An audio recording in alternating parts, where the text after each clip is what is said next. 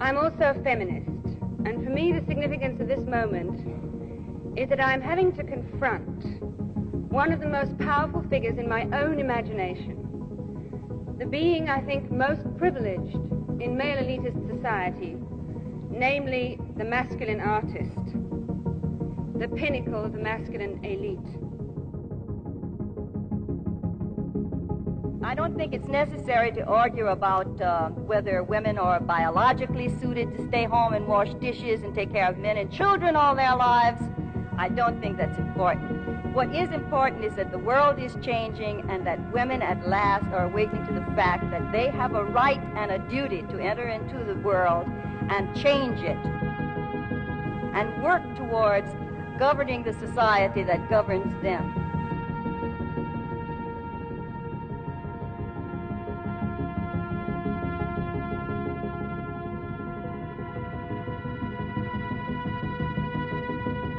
I would like to welcome you to Theater for Ideas.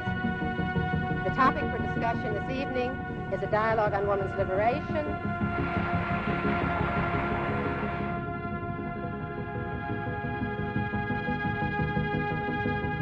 I think tonight may be an extraordinary night because I think two enormous intellectual currents have been going on in New York for many years are finally reaching their flood waters.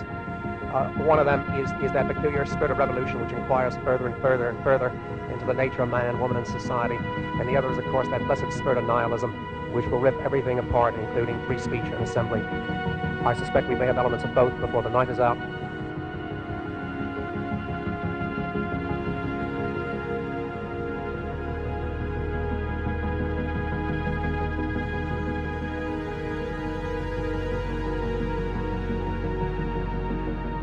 We are too busy doing the work we have to do to try to fight with the men who disagree with us. And most of us believe that sooner or later they'll come along with us anyway because they won't have any choice. And I guess that's all we can expect of the majority of men.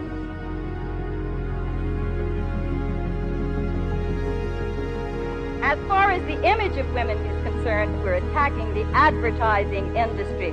You know that the woman as portrayed on television all over in the media is a stupid, senile creature. She gets an orgasm when she gets the shiny floor. Before marriage, she's encouraged to keep herself deodorized and as pretty as possible in a doll-like way, in a plastic way, to get the man, because the man is going to be her life. Once she gets him, all the advertising is geared to her cleaning her house and taking care of the children. When she gets a little too old for that, she's the bitter shrew, she's the mother-in-law who's coming to taste that coffee, and she's the poor woman who is losing her husband because she's losing her looks and has to use all sorts of ways to get him back.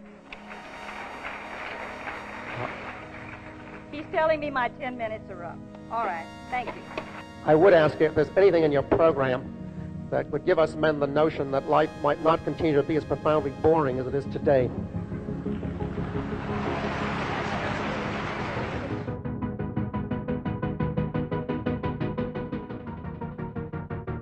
So that I'm caught in a basic conflict between inculcated cultural values and my own deep conception of an injustice leads me to believe that perhaps what we accept as a creative artist in our society is more a killer than a creator, aiming his ego ahead of lesser talents, drawing the focus of all eyes to his achievements, being read now by millions and paid in millions.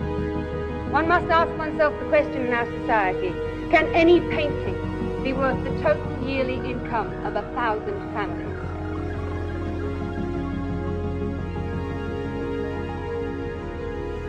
Is it possible that the way of the masculine artist in our society is strewn with the husks of people worn out and dried out by his ego? Is it possible that all those that have fallen away, all those competing egos, were insufficiently masculine to stay the course? I turned for some information to Freud, treating Freud's description of the artist as an ad hoc description of the artist's psyche in our society.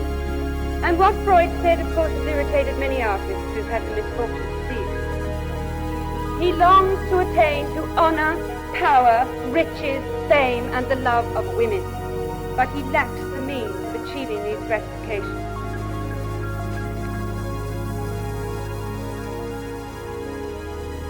Of course, that the role of the goddess, the role of the glory and the grandeur of the female in the universe exists in the fantasy of the male artist, and no woman can ever draw it to her heart for comfort. But the role of menial, unfortunately, is real, and that she knows because she tastes it every day. So,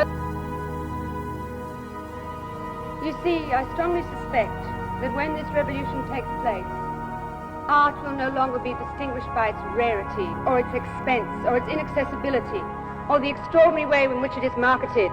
It will be the prerogative of all of us, and we will do it as those artists did whom Freud understood not at all, the artists who made the Cathedral of Chartres or the mosaics of Byzantium, the artists who had no ego and no name.